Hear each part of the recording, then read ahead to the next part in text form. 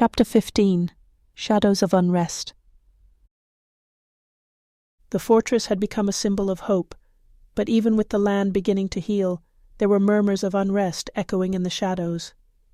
In the days following Viova's fall, Azural had witnessed the people rally around her and her allies.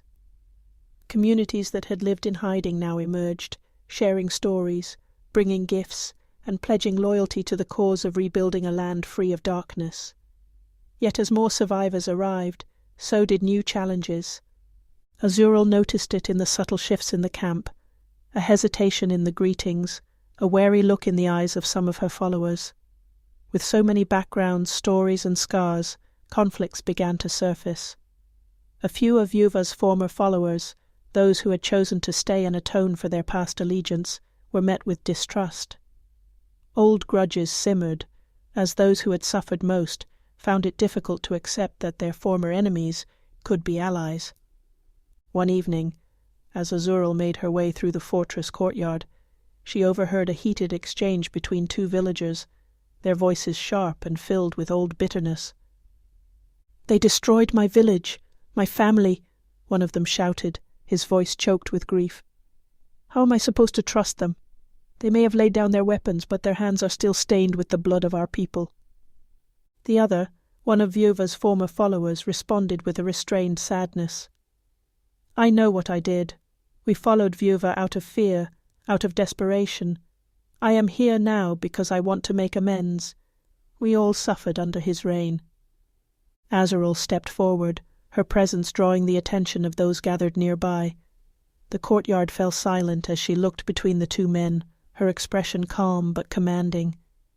She understood their pain, their need for retribution, but she also knew that this anger, if left unchecked, would unravel everything they had fought for.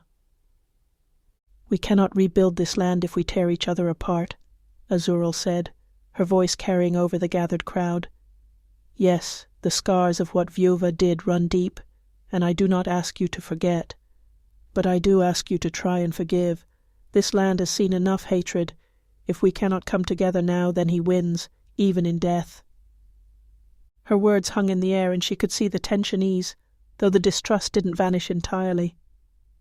The two men exchanged wary nods, and Azural could see that their wounds would take time to heal, but for now it was enough. As the crowd dispersed, Soraya approached, her gaze thoughtful. "You have a way of reaching them, Azural, but I fear that these divisions run deeper than words alone can mend."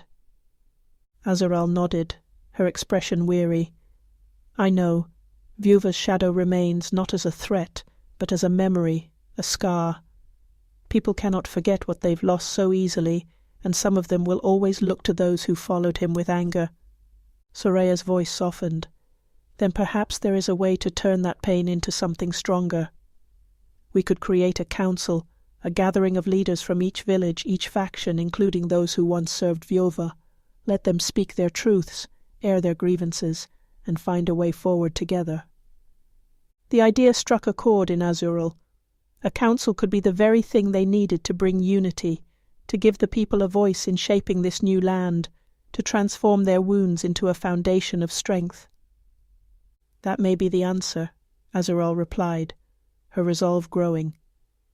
"If they can be part of the rebuilding, if they feel their voices are heard, perhaps they can find common ground, something to fight for beyond vengeance." The next day, she called a meeting in the great hall, inviting leaders from each village, fighters from each faction, and even those who had once served Viova. The hall was filled with a tense silence, the air heavy with the weight of unspoken pain and resentment.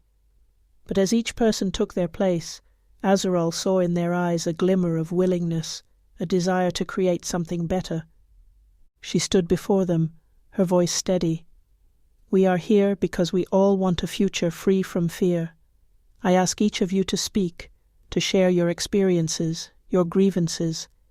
This council will not erase the past, but it can help us shape a new future, one built on trust, however fragile it may be." One by one they shared their stories, their losses, their reasons for joining the fight. The tension was thick, the emotions raw, but as the hours passed, Azural saw something shift. Old wounds were laid bare, but so was the shared hope that had brought them together. It was a beginning, imperfect, fraught with lingering distrust, but a beginning nonetheless. By the end of the day, they had crafted a pact, a commitment to rebuild, to protect each other, and to ensure that no power like Vuva's would ever rise again. Each faction, each village would have a voice, and together they would work to mend the scars of the past. As the council adjourned, Talvar approached, a faint smile on his face. "You did well, Azural. This council, it gives them a purpose beyond vengeance. They can see themselves as part of something larger." Soraya nodded in agreement, her eyes filled with quiet pride.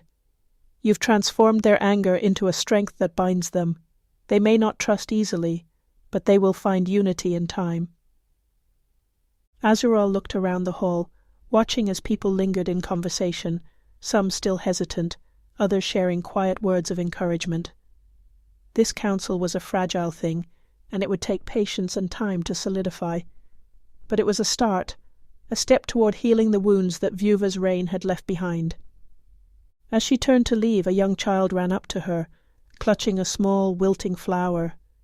She looked up at Azural with wide eyes, her voice barely a whisper. "Thank you for helping us." Azural knelt, taking the flower and meeting the child's gaze with a gentle smile. "We're all helping each other. Together we'll make this land a place where you can grow up free of fear." The child's face lit up, and Azural felt a warmth bloom within her, a quiet affirmation that they were on the right path. That night, as the camp settled into a rare quiet, Azural stood alone under the stars, her heart heavy yet filled with hope.